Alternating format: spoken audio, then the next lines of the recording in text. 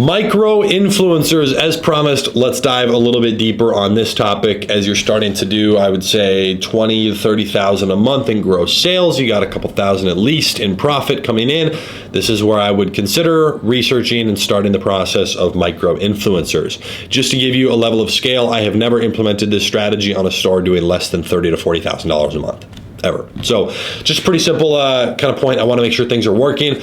If you go to the bonus module after this, you will see a video that talks about suppliers, dropship agent, the guys over there. There's a few that run the company. Gage, one of my good personal friends as well. I've been fulfilling them with them for over 3 years. They also have a whole custom content division, and they also, and I'm not being paid to say this, they also do manage the entire influencer campaigns for you for micro influencers. So they'll send the product and they can do all your fulfillment as well, which can make it easy. They'll just send the product from themselves over to like 10 influencers, manage getting the videos. They'll have them post. Obviously, you're paying like a management fee on top of that and a little bit of a marked up cost, but they manage everything for you. And that's definitely one thing you can do to start doing micro influencers. So at least have a conversation with them about it as you're looking to do that to see if it makes sense to do it yourself or have somebody else.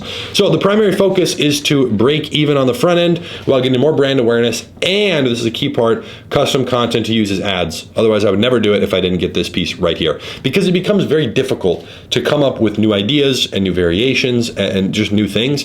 And what I've noticed, especially with TikTok, you can recreate the same video, do the same exact thing, like whatever it is, but a different face. It's a different person.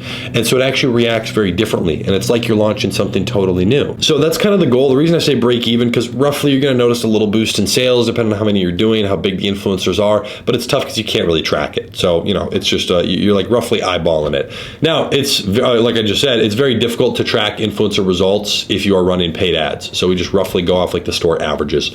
Now, we want consistency. This is what I do. I'm not just here to run like one influencer one time and I'm not saying I need consistency with that influencer, but I'm not doing influencer marketing for a week. I'm not doing it for a month. When I start it, I'm starting it, and I'm there for a long time.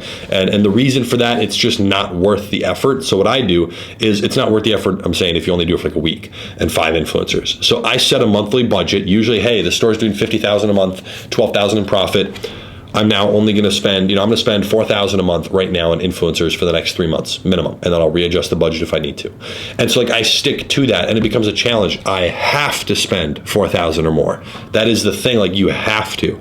So I kind of set it as a like a discipline thing, just like how people would save money. I have to spend money on this because like that's the goal.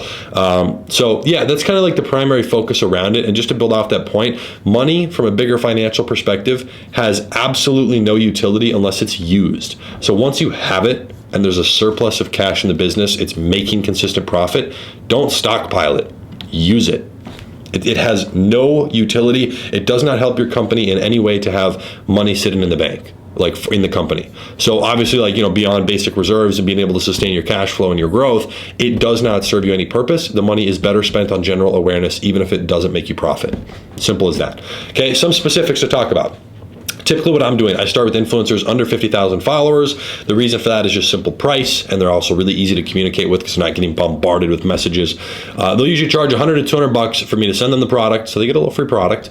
And then they get to do a little video post. Usually it's a story post, especially if I'm doing TikTok, because then they can also save it. You can save it and or have them send it to you, and it's the same size already. So usually a story post, it's also a little cheaper than a feed post, and it honestly gets better engagement, and they can put a link directly in there. So that's a good one. Usually a story post, and then I also require them to do that post and to send me a video. So it's not just, hey, here's the product, post it. It's, hey, here's the product, post it, and send me a video. That's the and part. So it's something that a lot of people do, and it's really easy. And 80 to 90% of them will actually send you the product, or they will actually send you the video. Sometimes you'll send a product to somebody and they'll never do anything. Like it is what it is. Expect that. It's just like part of the small percentage of people that won't actually do what they say. But nonetheless, this is a pretty easy way to get the ball rolling. It's not that expensive. Eventually, there's no way you can manage all of this while doing everything else. So one of the people I hire early on is is, while scaling, is a social media manager. They're really easy to find. You can do it on an actual website that finds jobs like Indeed.com. I've hired probably a dozen people off of Indeed, some of those being 1099 employees, freelancers, and multiple of those, including my very first payroll employee who worked with me for a little over 2 years, was hired off of Indeed.com. Fantastic platform, a little more serious, like actual career searching people. But you can also go on a freelance site, depending on what you're looking to do, hire somebody, $1,000, $1,500 part-time, or at least, $2,500 plus full-time. If they're like overseas, they're going to cost less. If they're there in the US, you might be paying $5,000, $6,000 a month if they're working full-time. Pretty normal. So it just depends on what you're doing. Again, they're probably going to start part-time. They manage all communication, which includes cold outreach to new influencers. So outreach from, it could be your page, it could be your brand's page, whatever you want to be doing.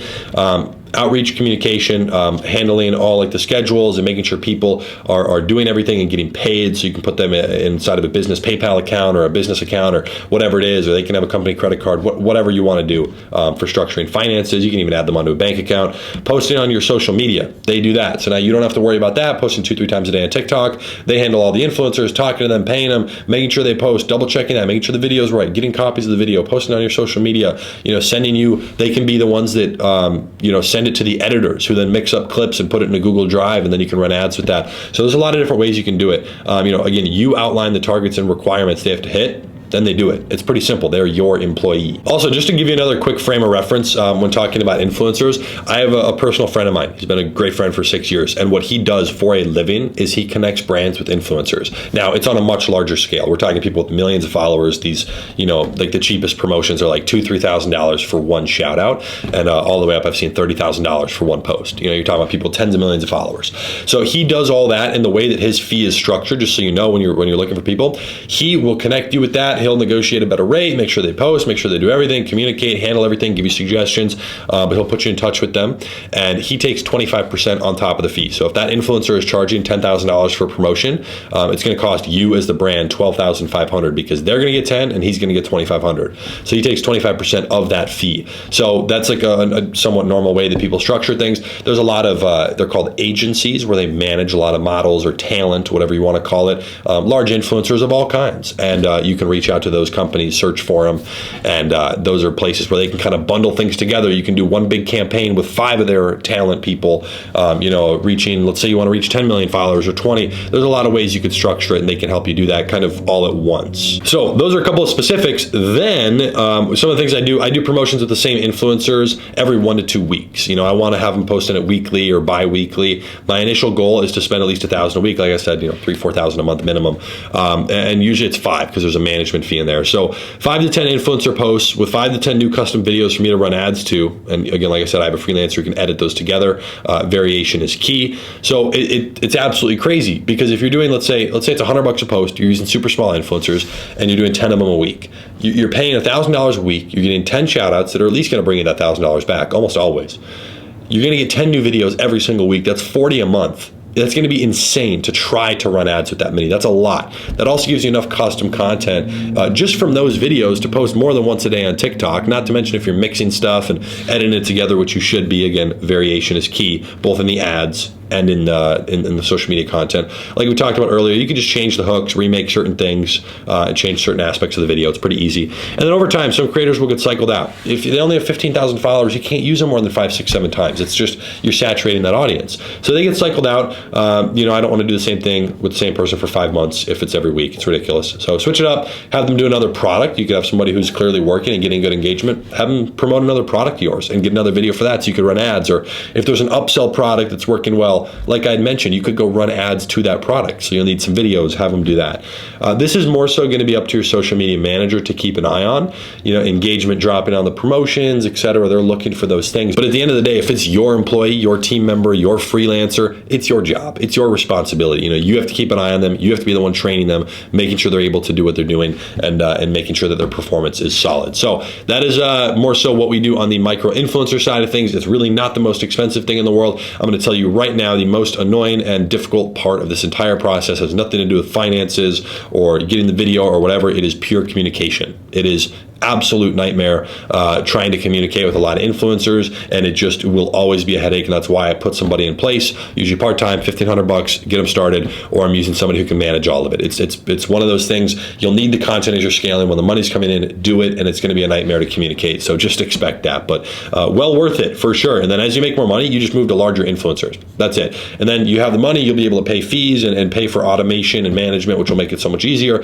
and you'll definitely make money off of those promotions as well. And then when you move to the bigger people as well, now you have more recognizable faces. And so now you can go run those videos as ads, and people start to actually know who's the person in the video. That is when it really starts helping you as well. You get that brand recognition, okay? So that is micro influencers and how we get started. Hope you enjoyed and found some value.